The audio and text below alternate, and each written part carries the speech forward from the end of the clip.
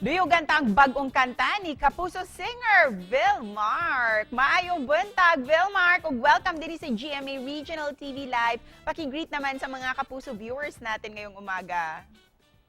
Maayong buntag, Miss Cecil, at sa lahat ng mga kapuso natin. And thank you so much for having me here on GMA Regional TV Live. It's our Maupay pleasure. nga aga. Yes. It's our pleasure to have you this morning, Vilmark. Kaya naman para mas ma-energize kami ngayong umaga, can you give us a warm welcome by letting us hear your voice? Kahit a few lines lang of your favorite song, Vilmark. Okay, my favorite song, syempre, hindi na ako lalayo pa. Favorite na favorite ko ngayon yung my first ever single, Paraya. Para at least lahat tayo is maka-relate. Handa na ipahinga ang puso kong napagod na.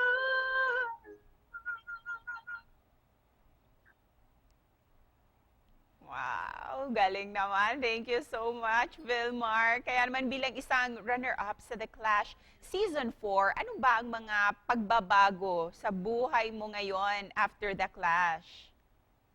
I am really blessed po kasi sobrang daming changes after I became the first runner-up po ng The Clash Season 4. First, ayun, I was able to perform every Sunday on All Out Sundays. I was able to have a family under Sparkle and of course GMA Music. So yung blessing sobrang nag-uumapaw. So I can't thank God enough sa lahat ng mga nangyayari sa buhay ko po ngayon. Wow. And we've also learned that you're also a full-time engineer. How do you manage your time, Vilmark, sa singing career mo at sa pagiging isang engineer? To be honest, sobrang hirap. Pero since passion ko talaga yung pagkanta, ginagawan ko ng paraan. And I'm lucky kasi my company is very understanding. So kapag kami mga ganap sa GMA, may mga interviews, may mga performances sa labas, hanggat maaari binibigyan nila ako ng chance na makapag-leave or makapagpalit ng schedule. So kahit pa paano, I was able to do yung pagiging engineer ko and of course my passion as a singer. And talking about magparaya, gusto rin namin malaman kung ano itong bagong handog na kanta mo para sa ating mga kapuso, Vilmark.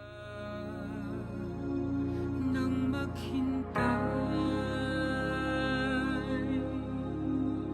lagi na lang nasasaktan. So yun po, Magparaya. Magparaya is based on my past relationship. So it's my own composition. So kahit masasabi ko na Tatak Vilmark talaga yung nilabas namin song under GMA Music. So it's about letting go of the person na nagbibigay ng happiness sa'yo. But unfortunately, meron ng bagong tao na nagpapasaya sa kanya. Kaya naman, Vilmark, to those who are going through the same thing, ano ba yung gusto mong maibigay na advice sa kanila? So lahat ng tao, love yourself. Of course, love yourself. If you feel like it's not worth it, choose the right thing. Choose the right thing. And naniniwala ako na we all have our destiny. Meron tayong destined God's greatest gift. And marami mga opportunities. Love life man yan, sa trabaho man yan, sa career man yan. We all have our spots. So let's just wait for that and pahalagahan natin yung sarili natin at huwag tayo mag-settle for less. Saan ba pwede nilang ma-download at mapakinggan ang Paraya, Vilmark? Mga kapuso, I hope you can support me by downloading and streaming Paraya on all digital music platform under GMA Music. So, sa lahat po ng mga nakapakinig na, maraming salamat. At sa mga hindi pa, huwag niyo pong hayaan na hindi niyo mapakinggan ang mapanakit at mapanghugot na Paraya under GMA Music. Thank you so much po. Thank you. And to end this interview, ano yung message mo para sa mga kapuso natin ngayong umaga? Mga kapuso, enjoy life, know your worth, and let's hope for the best sa mga buhay-buhay natin. Kapag kakailangan na natin magparaya, go for it. And let's wait for God's greatest gift na naghihintay para sa atin lahat. And Thank you for your message and your time, Vilmark. Congrats on your single. Maraming salamat, Miss Cecil, at sa lahat ng mga nanonood sa atin dito sa GMA Regional TV Live.